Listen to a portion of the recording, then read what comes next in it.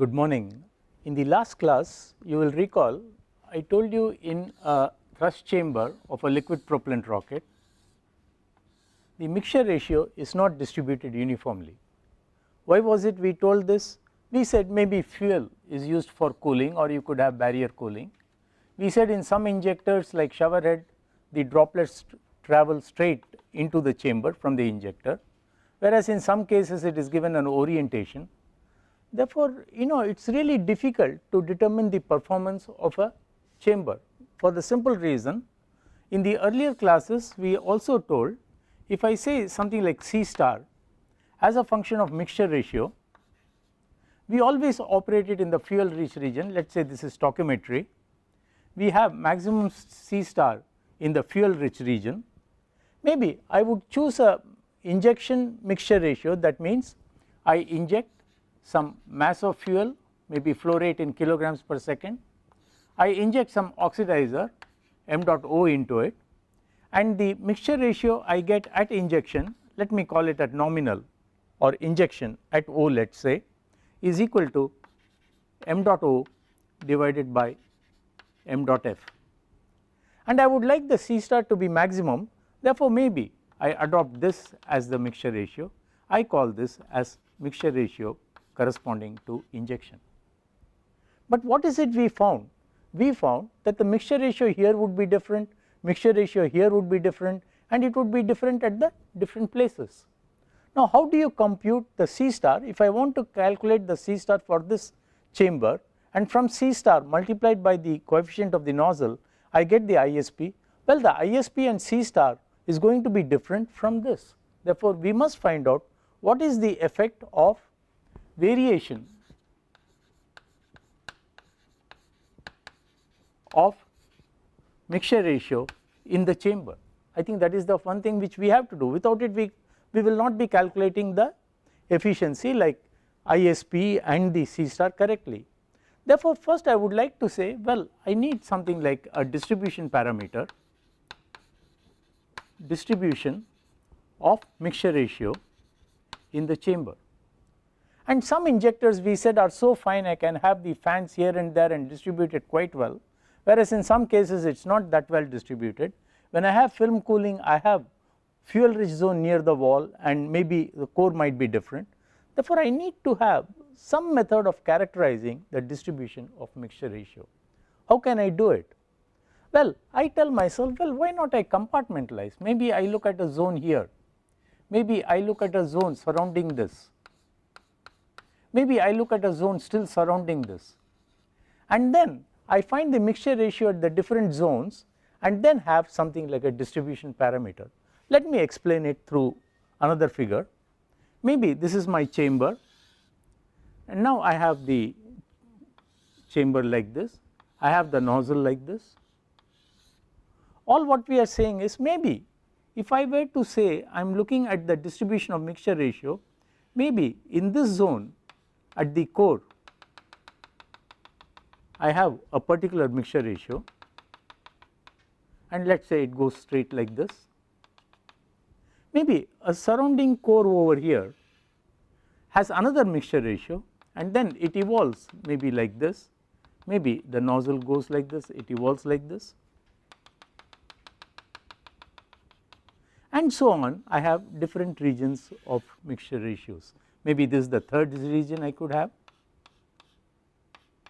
Maybe I have a central core, I have an annulus of a different mixture ratio, I have annulus of different mixture ratios, and so on. And what would happen? But I know as soon as I inject something, it is highly three dimensional. Like for instance, let me correct this figure now for you. I inject the fuel and oxidizer into it. Initially the droplets are traveling in all directions, therefore I have a very strong three dimensional zone. And what do you mean by a three dimensional zone? Droplets are traveling like this, maybe some vaporization is taking place here, and therefore to quantify this zone is little difficult. Therefore, I say immediately downstream of injection, because I inject in different directions, I have, let us say, a three dimensional zone. But I also know when I come to the throat, the flow is sort of normal at the throat, flow is axial at the throat, right.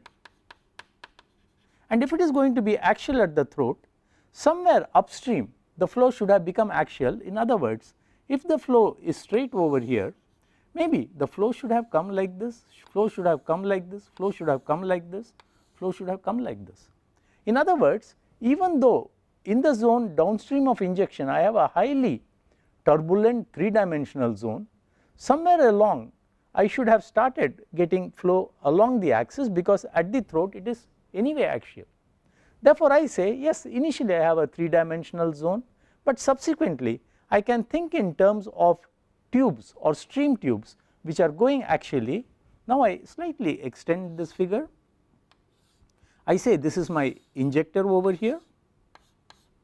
I have initially a zone wherein the 3-dimensional flow takes place, and thereafter, since the flow at the throat is one dimensional, I have something like tubes or something like stream tubes.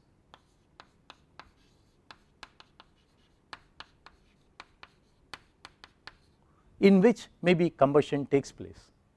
Now a rocket chamber is not that long, therefore I do not have sufficient length for one stream tube to get affected by the second stream tube, because it takes some time for fully developed turbulent to affect itself, and therefore I can say in each of these small stream tubes, I can construct as many stream tubes as I like. In each of these stream tubes I could have something like a laminar combustion taking place, and the stream tubes do not mix with each other. Why they do not mix? The chamber is short, I do not have sufficient time for turbulence to develop and mixing to take place. Therefore, I make these assumptions, and these are quite valid because of the short length of the combustion chamber, and now I can think in terms of the total thing as something like a series of stream tubes.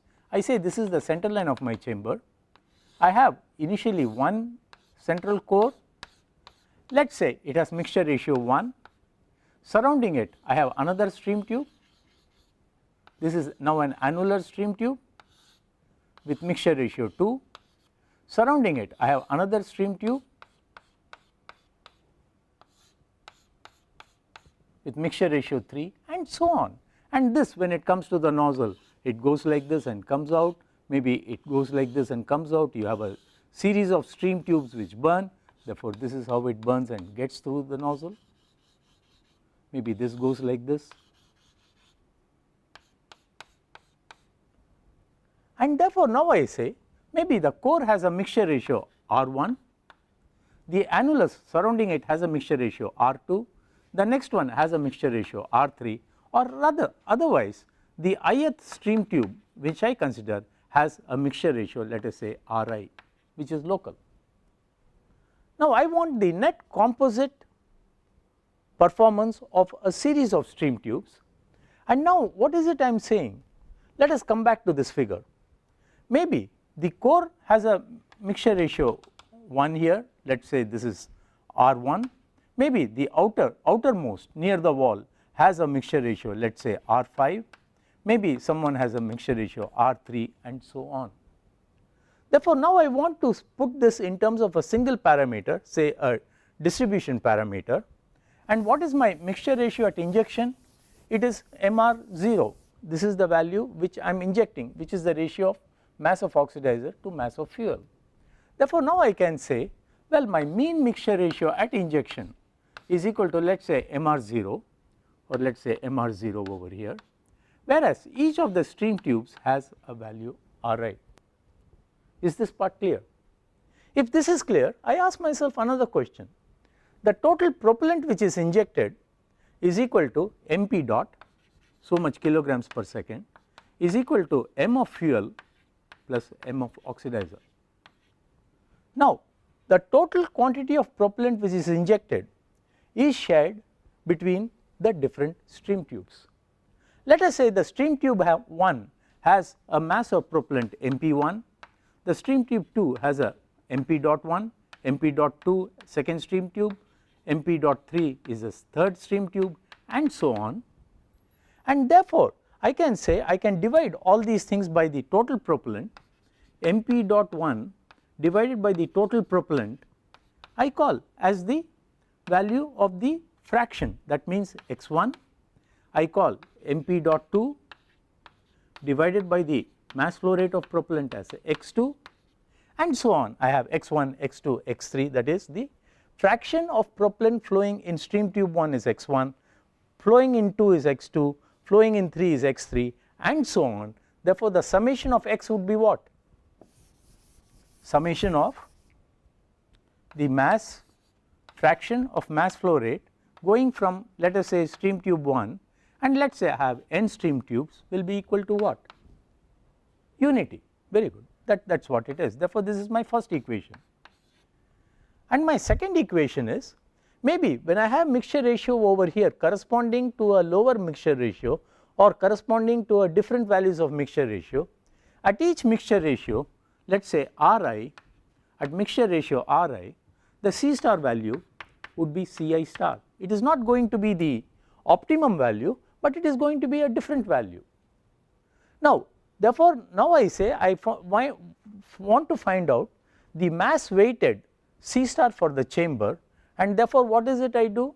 I say I have Xi in the ith stream tube, in the ith stream tube I have Xi C star, and therefore, the net mass weighted value of C star goes from 1 to n, where Xi is the mass fraction in stream tube I, Ci is the value, Ci star is the value of the characteristic velocity in that particular stream tube.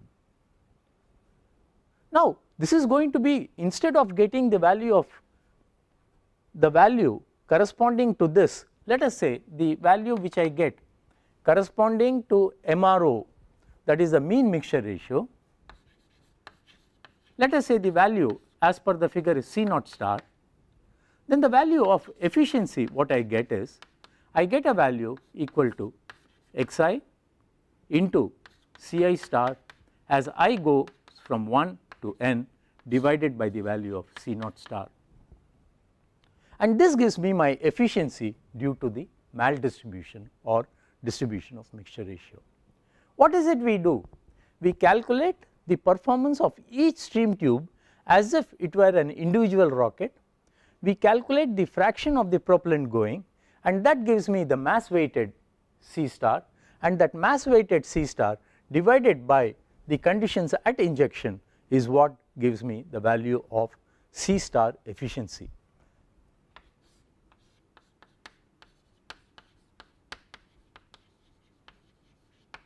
Okay? I think this concept is important. First time we tried it around 10-12 years back, and we found it works, and we can have an idea on how to distribute things such that I can get the optimum value of C star, because we have to distribute the propellants, and when you distribute it you get variable mixture ratio. And the assumption is individual stream tubes do not mix with each other, and why they do not mix? Because the length is short, the turbulence still does not develop totally, and therefore mixing between stream tubes is not there. And now how do I distribute? See, we have done the problem, but can I characterize a distribution parameter? What should the distribution parameter consist of? Let's erase this out and put that down. We tell ourselves again, come on, in the stream tube I, the value of the mixture ratio is, let us say, Ri. The overall mixture ratio is, let us say, MRO. We still look at this.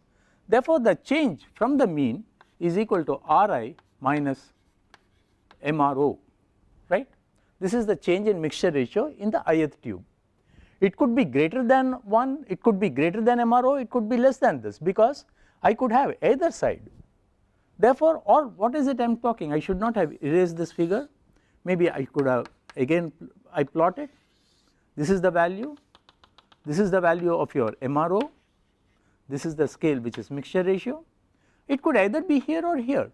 Therefore, I say, well, the change from the mean is the modulus of this value, and what is the value? The fraction is going as Xi, and therefore I can put something like a distribution parameter dr, which is equal to distribution parameter dr as equal to the fraction of the propellant in the particular stream tube, and I sum it up over all the stream tube going from 1 to n, and I divide it by the mean value of the mixture ratio. In other words, I get the distribution parameter dr as equal to the dispersion multiplied by the fraction divided by the mean mixture ratio. And what is it I find? If I have a beautiful mixture ratio distribution, everywhere I get the same value, well, my value comes out to be 0. Therefore, I have to make some changes. That means I am looking at a distribution, therefore dr should be equal to 1 minus this value. If everywhere I have the same mixture ratio, well, my distribution parameter is unity. If I have at different places different mixture ratios, well, the deviation from unity will tell me what is the distribution index, which is known as a maldistribution or distribution parameter. Therefore, this tells us, let us put it together, it is something which we must learn to use. We tell ourselves, well, the distribution parameter dr, if it is 1, it tells us I have uniform mixture ratio, whereas the deviation from 1, if it is always going to be less than 1, and the amount it is less than 1 tells us how much it is deviating from a uniform distribution, and therefore we say it is a non-uniformity parameter.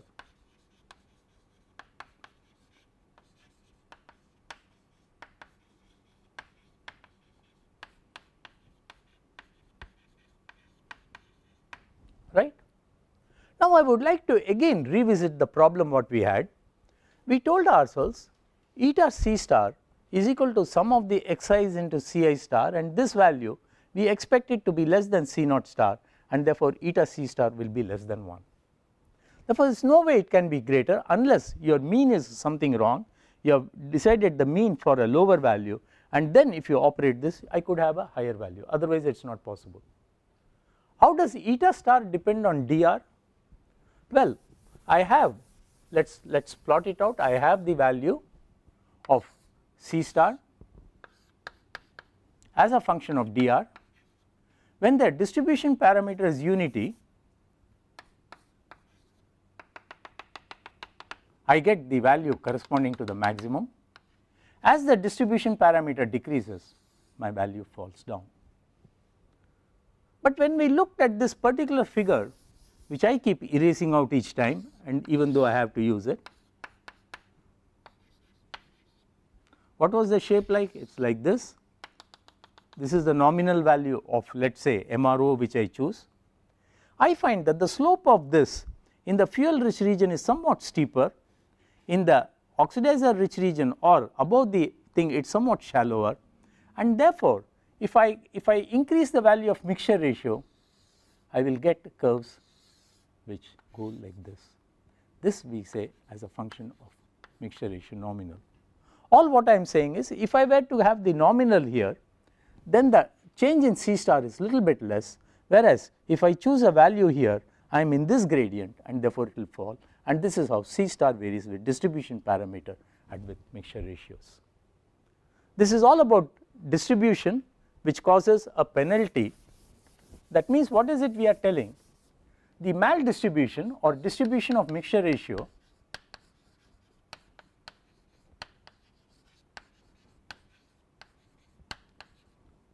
in the combustion chamber or thrust chamber is a cause of concern and leads to a penalty. And how do you qualify this penalty? In terms of efficiency, which is the real value of c star due to distribution divided by the value of c star at the nominal injection value. And how do you get this? Let us put it as c star net or c star equivalent, that you calculate from the c star corresponding to the individual stream tubes and the mass of propellant flowing through the stream tubes. I think I hope this is clear. Are there any questions on this? Because this is something which you will not find in textbooks, but this is something which we must understand, right? Can I restate your question?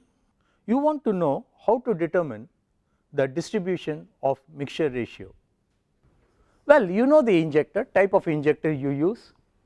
you know how it is forming droplets, you know the distribution of droplets at the head, you know what type of droplets of oxidizer and fuel are coming, because your concern is how do I estimate the value of, let us say, xi for each of the stream tubes and the value of Ci. Ci you know anyway, because you know how C star varies with mixture ratio. The only thing you need is what is the value of xi. You know, you can think in terms of a simple experiment. Let's think of it. And such experiments are known as patternization. That means you would like to study the pattern of the injector. What you do is you have an injector over here. Let's say the injector is like this. I have a series of these injector holes which are there. Let's say it is either coaxial, it is either impinging jet, whatever it is there. You have a series of holes. And what is it I do? I sort of simulate the oxidizer by a particular fluid, simulate the fuel by another fluid, and now I pass the fluid through this injector, maybe at ambient conditions or hold the chamber under pressurized condition. I put a series of test tubes here. I put a series of test tubes all along, a little bit away in the 3-dimensional zone, and now I collect the mass of the fuel, mass of the oxidizer at the different places. That means I can study the pattern formed by the injector, and this is what is used to calculate the xi dot. And once you know xi dot, I can find out the non-uniformity parameter and the efficiency due to the non-uniformity. Now I go to the next, you know, are there any other problems we could have? Let us quickly go through the next one, and next one is somewhat little more challenging. What is it? Again I pose the same problem again. I have the chamber, thrust chamber, I inject, let us say, mass of fuel at a particular flow rate kg per second, mass of oxidizer at a certain rate into it, and these are both as liquid propellants I am injecting. But what really reacts is not liquid and react, liquid does not react with liquid. What happens? I form droplets, the droplets have to evaporate, the vapor has to mix and burn. Therefore, what will react is mass of the vapor formed from the liquid fuel, let us say mvf, and we say m dot of oxidizer, m dot vapor of the oxidizer. Let us make this even clearer. Instead of using this symbol, I say out of liquid fuel which is sent over here, maybe the chamber is such that not everything evaporates, and everything, if it comes and evaporates here, you are losing something. Maybe it must evaporate in the zone for combustion. We say m dot f of the liquid fuel which is injected, only a certain portion evaporates. Instead of using this symbol, I use this symbol. I say out of the oxidizer, liquid oxidizer, only a certain fraction evaporates. Because my chamber, I cannot keep on increasing the chamber to infinity to make sure everything evaporates and everything burns. Therefore, it is quite possible that not all the fuel which is injected vaporizes, not all the oxidizer which is injected. Maybe just after this I cover this, I will go and tell you what is the time taken for things to evaporate. Let us do that exercise also. Now, if I have to calculate that, how do I do it? How do I calculate what is the penalty I pay if all the liquid fuel and all the liquid oxidizer which I inject into the chamber does not evaporate and mix and burn? Therefore, now I say out of the total propellant which is m dot f plus m dot o, the thing which gets converted to vapor is equal to m dot of fuel which vaporizes plus m dot of the oxidizer, let us say oxidizer which vaporizes.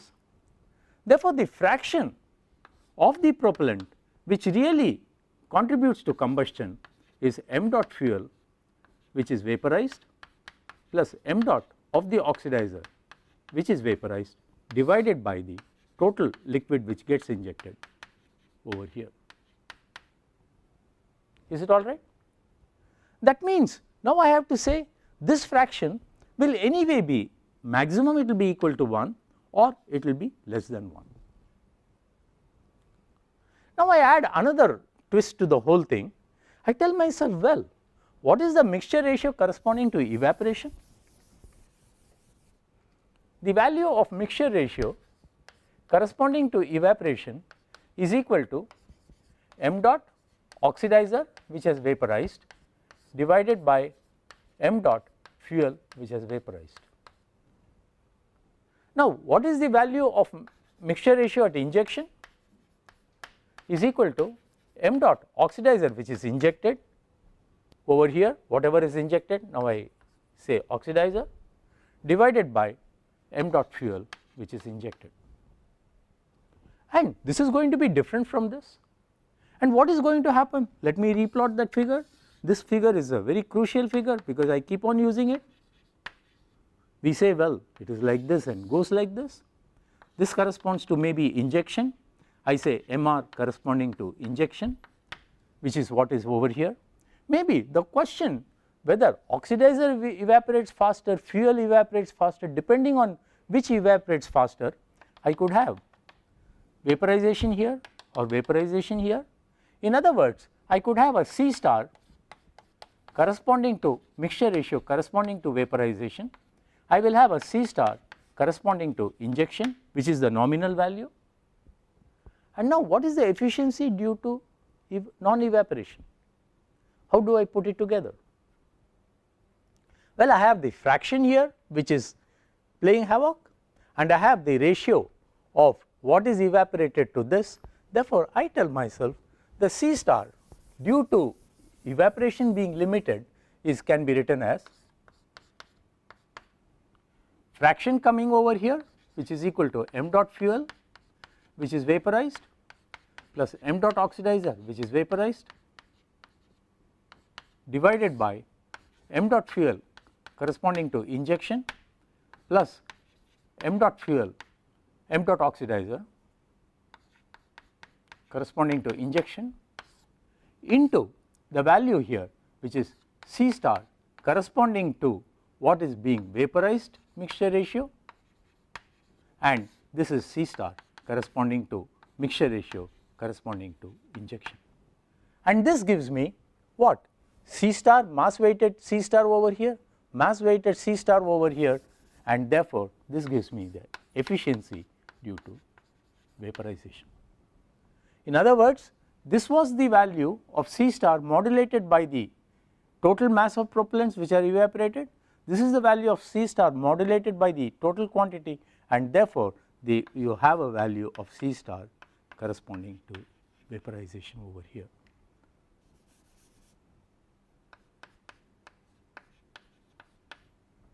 And in this term I find this will be always less than 1. This, depending on the choice of my injection, could be either less than 1 or greater than 1, but in general the C star vaporization will be less than 1, and therefore I get an efficiency corresponding to vaporization. Therefore, what will be my total efficiency? The total efficiency of my chamber eta C star would be equal to eta C star due to distribution, and that is what we had here. Therefore, this was due to distribution. Maybe we could also write it as due to distribution, because we are also getting the second one due to vaporization, and the next one due to eta C star due to vaporization, and this is my net value of C star in the chamber. See, I did not consider diffusion, mixing, and I did not consider chemical reactions, because chemical reactions and diffusion are somewhat much faster than evaporation, and therefore evaporation tends to be the controlling thing, and that is why we say the total efficiency of C star is equal to that due to distribution and that due to vaporization. I think this we must keep in mind. See, I just made a case saying that, well, we need vaporization, we would like vaporization to be completed, and normally we choose L star of the chamber, and what did we say was L star? L star was equal to the volume of the chamber divided by the throat area, which has units of length meter cube by meter square, and this length is something which tells us whether vaporization could be completed. Normally rockets are so designed that L star varies between 0.8 meters to 1.2 meters. 0.8 meters is for hydrogen oxygen, 1.2 is nearer to the things which are hypergolic, but I do not think this is a real thing. Maybe we should really go back and find out the time taken for a drop to vaporize. I think that is more reasonable, right? But these are thumb rules and these are based on experience, and there is no way this could be wrong. And what is L star? L star tells me the distance taken for vaporization and combustion to be completed, and therefore this L star is given between these two values for it to be completed. An indication of residence time during which the combustion events could be completed. Therefore, let us do the last part, wherein we would also like to find out how do I estimate the time taken for burning to occur or time taken for evaporation to occur.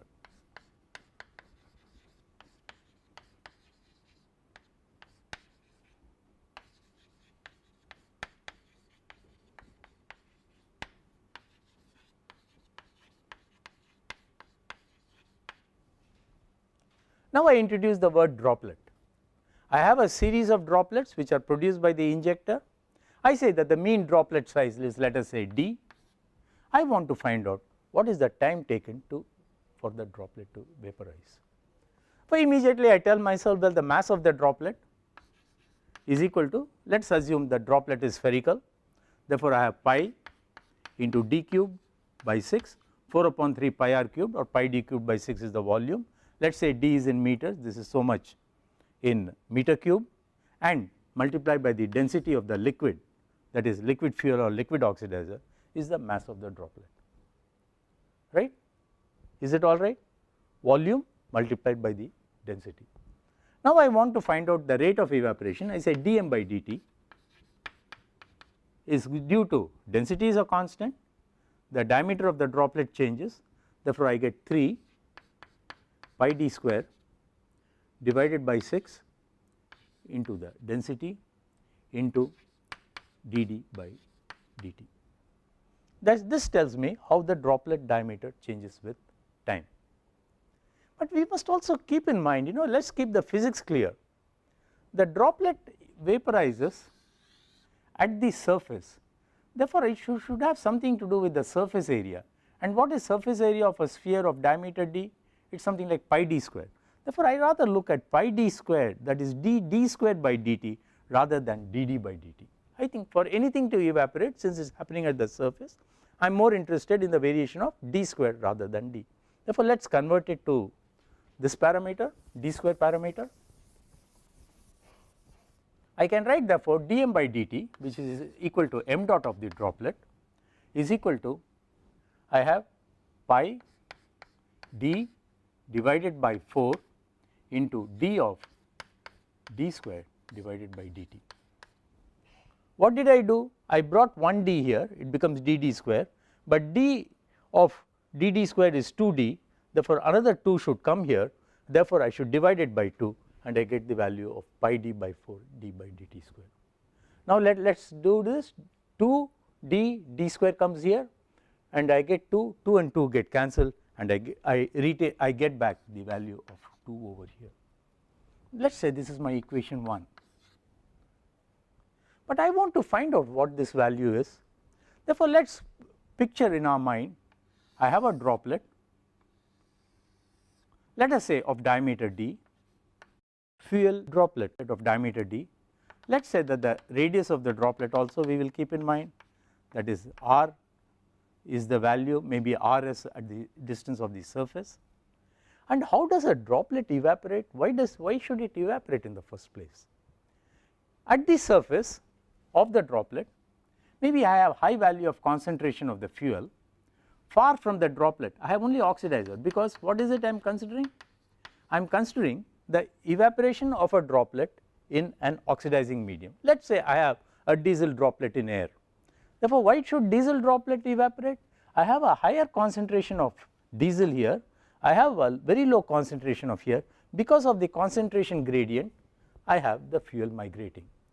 Therefore, in other words, I am now interested in something like a mass fraction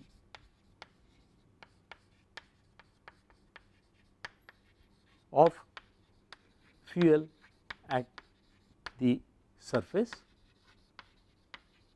Maybe I am also interested in mass fraction of fuel at infinity. These are the two things I am interested. Let's consider the following. Let's take an area A. Let's consider that the droplet is evaporating, and as the droplet is evaporating, mass of the fuel is getting vaporized. Let us consider a radius r. Over here some diffusion is happening, something is moving out. Now what is it I am saying? Mass fraction of the fuel at the surface. How do I write an equation for the mass fraction? We say mass fraction and mole fraction. We told ourselves mole fraction is denoted by x, mass fraction is denoted by y, capital Y or small y. And what is the mass fraction? It is equal to mass of the fuel I am interested in, mass of the fuel divided by the mass of the fuel. I do not even need this, I am just writing this, mass of the oxidizer. This is the fraction of the mass of the thing which is getting, that is the total mass is this is the fraction of the fuel, this is this. At infinity the value could be 0 or a small number, at the surface the value could be a large value. Let us assume that the value at the surface I have to calculate, I say it is y f of s, at infinity it is equal to y f of 0.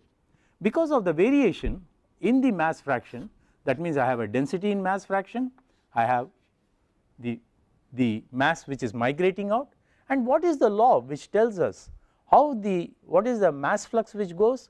We say that is the Fick's law of diffusion.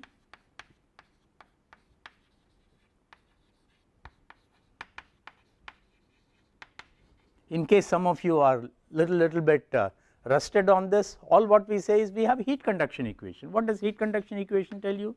That the heat flux is equal to something like a Fourier law, k into the temperature gradient dt by dx. And similarly, if I were to write an equation for mass flux, it is equal to maybe the diffusion coefficient of the particular medium which is going in this, let us say fuel, diffusion coefficient of fuel in oxidizer or fuel in oxygen or fuel in oxidizer into, let us say, the value of the gradient over here. But you will also recall that the equation which is given for diffusion is given in terms of concentration gradient. Now I am writing as a terms of mass fraction. Therefore let's clarify what the unit should be. The diffusion coefficient, since it is concentration, we use the diffusion coefficient, and the unit is meter square by second. The mass flux is equal to kilogram per meter square second. Well, concentration has no units because it is a fraction. No, here mass fraction has no units, and therefore the unit is 1 over meter. And therefore now if I have to have the same units, I must multiply it by the density which has units of kilogram per meter cube. And therefore now what happens is I have meter square, kilogram per meter square second is what I get over here. Therefore in terms of concentration, Fick's law of diffusion says mass flux at any distance is equal to the diffusion coefficient of the particular substance in the medium multiplied by the density of the medium at that particular point divided by this. This is the Fick's law. I have to use this law because I want to find out the rate at which it is going. Therefore let us now write out the equation.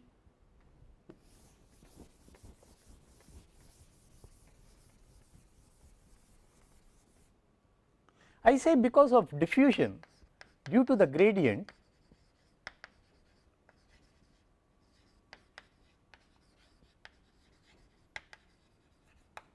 I have minus diffusion coefficient of fuel in oxygen multiplied by the density. And what is the density? We are looking at the gas density. Let us be very clear, over here I should have multiplied this. You all did not remind me, rho L was missing because we had m dot is equal to pi d cubed into rho L was here, whereas here it is the density of the gas which I am considering. Let us put it density of the medium gas over here. and what is it I had, rho g into the value of dyf by dr, because our coordinate is r. Instead of x, I am considering a droplet and I am considering a symmetric, therefore my dimension is r over here. Is it okay? Now I have to solve this, but now I realize I have a concentration yf of, let us say, m dot of the fuel plus m dot of the oxidizer, which is available at any particular point, and the fraction of that is also available, and therefore I must say that the mass flux of the fuel which is leaving is equal to yf into, this is due to the masses which are available of the oxidizer which is available, plus now I get the value due to diffusion fuel oxidizer into rho g into dyf by dr. Why did this term come? See, we talked in terms of due to the gradient you have this, but at any point you have m dot ox and m dot f, and the fraction of that is also available to you.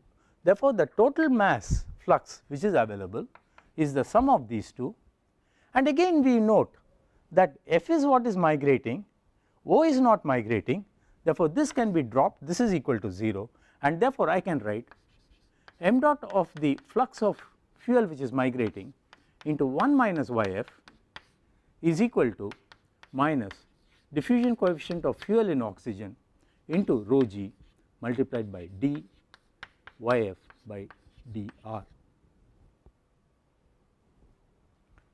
Now I find, yes, I am looking at the mass flux, I would like to convert it into the mass, and what is the value of relation between mass flux and this? We immediately tell ourselves, well, the mass flux of fuel is equal to the amount of fuel which is migrating divided by 4 pi r square. This is the flux, this is the total area, this is the quantity kilogram per second, this is kilogram per second per meter square, therefore this is the value, and therefore from that equation if I were to substitute it, let us finish it off on the extreme right side.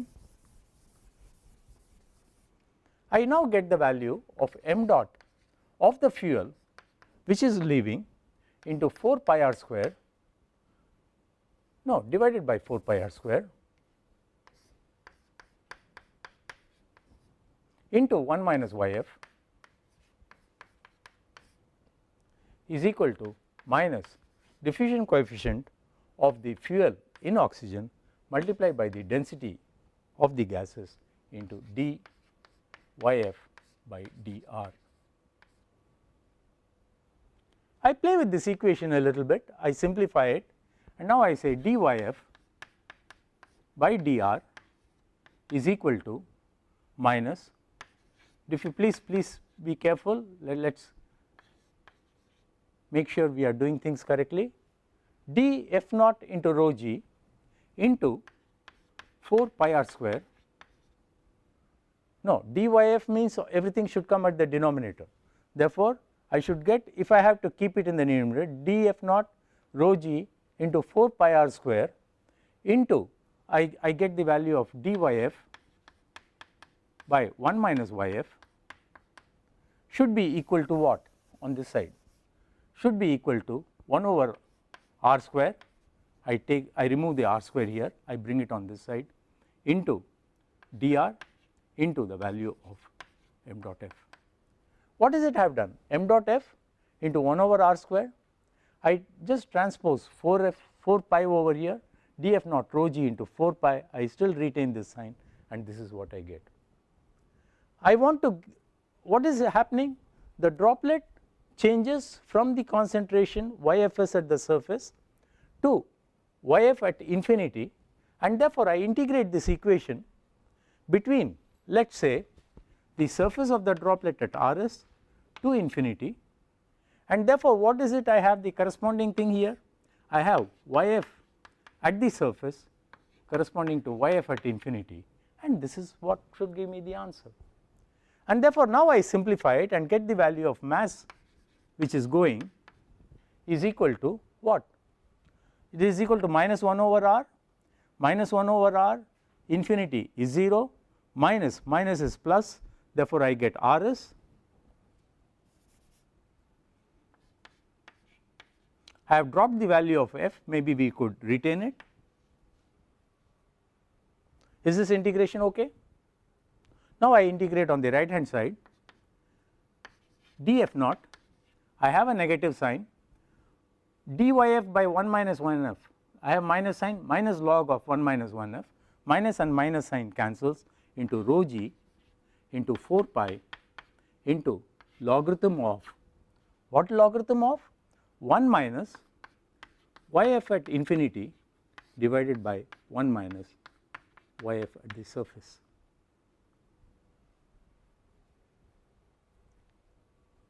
Is it all right? This is the value of the mass which is leaving, but the mass which is leaving we always saw, we already saw it is equal to pi d by 4 into d squared by dt, and therefore I can substitute it in that particular relation, and if I were to do so, what is it I get? Let us substitute the value of m dot f is equal to pi d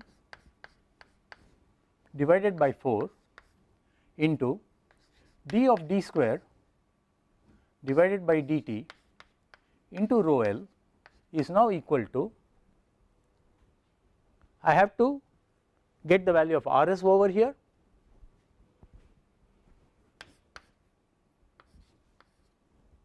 is equal to, I have whatever I have written on the right hand side, diffusion coefficient due to the fuel in the oxidizer into the density of the gas at that particular point into 4 pi into, what is it I get? Ln of 1 minus yf at far away, the concentration or the mass fraction divided by the mass fraction at the surface.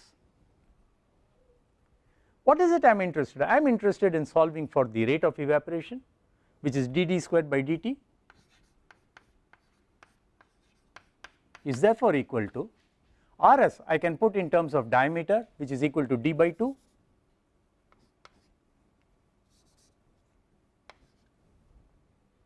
and therefore what is it I get? I get this d and this d cancels, pi and pi get cancels, I get 4 4s are 16, therefore it becomes 8 diffusion coefficient of fuel in oxygen into rho g by rho l into, I get ln of 1 minus yf at infinity divided by 1 of the mass fraction at the surface. All other terms have gone, and this particular value dd square, now when I look at this expression, well, the diffusion coefficient depends on the type of fuel, type of oxidizer, and therefore for a given combination at a given mixture ratio, this is a constant, density cannot change much, density of the liquid is constant. I am just talking of these two parameters. Let us put this together. I have a term 1 minus the mass fraction of fuel at far away minus 1 minus y of mass fraction at the surface. Supposing I were to define a term b, I just say a term b, which I call as equal to mass fraction at the surface minus mass fraction at infinity divided by 1 minus the mass fraction at the surface, and I call this as something, at the surface minus infinity is something which transported, I call this as a transport number,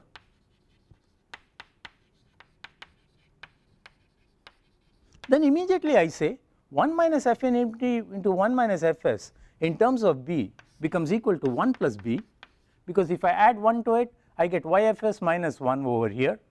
I therefore can write the expression as equal to the value of, I can write this particular expression as equal to 8 diffusion coefficient of fuel in oxygen rho g by rho l into ln of 1 plus the transport number, and this is the rate of evaporation. I find it really is a function of fuel and oxidizer, which I say is equal to dd square by dt, which is a constant for a given combination, and this defines my evaporation rate constant. Therefore, I find evaporation rate is a constant, and therefore, the time taken for a droplet of size d naught, let us say the droplet size is d naught, the time taken for it to evaporate will go as d naught square. That means I am looking at the final value df square is equal to d naught square minus lambda t. Lambda is known from this equation, then my final value is 0. Therefore, the time taken for evaporation is equal to d naught square by lambda, and therefore, I know my time taken for evaporation, I know the droplet, therefore, I can find out the length of time taken or the fraction of the fuel evaporated. And this is all about evaporation and time taken. Maybe we should learn to play with these equations, the transport equations, find out this. And therefore, before I stop this, let me quickly summarize what we have been doing in this class. We started with a stream tube model. We said we have something like several stream tubes here, all of them mix and give a value of eta c star due to distribution is equal to the net value as a function of the summation of the product of concentration and the Ci value. We also, you remember I showed you this figure, I said I will revisit it later. When you have more or less different values, different distributions, you find that the C star, if the distribution is very erratic, it falls rapidly, otherwise it changes to different values of mixture ratios. In this case, it so happened in this experimental engine, the peak value was about the same, but normally we would expect a lower value of C star as the percentage of film cooling increases. Well, this was the distribution parameter, this is what I showed on the board. We also said due to evaporation this is the value, and now I summarize with this. We found that the time for evaporation in terms of the transport number B, you will recall B was defined in terms of mass fraction. It is also possible to define it in terms of enthalpy divided by the latent heat of vaporization. The enthalpy, we define it as the difference in enthalpy between the hot gas temperature and the boiling temperature of the liquid, and therefore, B becomes this enthalpy difference divided by the latent heat of vaporization of the liquid fuel. In this expression, lambda is the latent heat of vaporization and not the evaporation rate constant. And the time taken for vaporization typically for a 100 micron droplet is around 10 of milliseconds. We can talk in terms of mixing time as equal to the diffusion coefficient divided by velocity, meter square by second by meter per second. This is much lower than vaporization time, and chemical reaction time is something like the a characteristic time, like let us say the diffusion term divided by the laminar flame velocity square, which is again much smaller than this, and therefore, vaporization essentially controls this, and we know how to take care of vaporization to get the C star value. I think I will complete the remaining portions in the next class, but this is what we did in the class today. Right. Thank you then.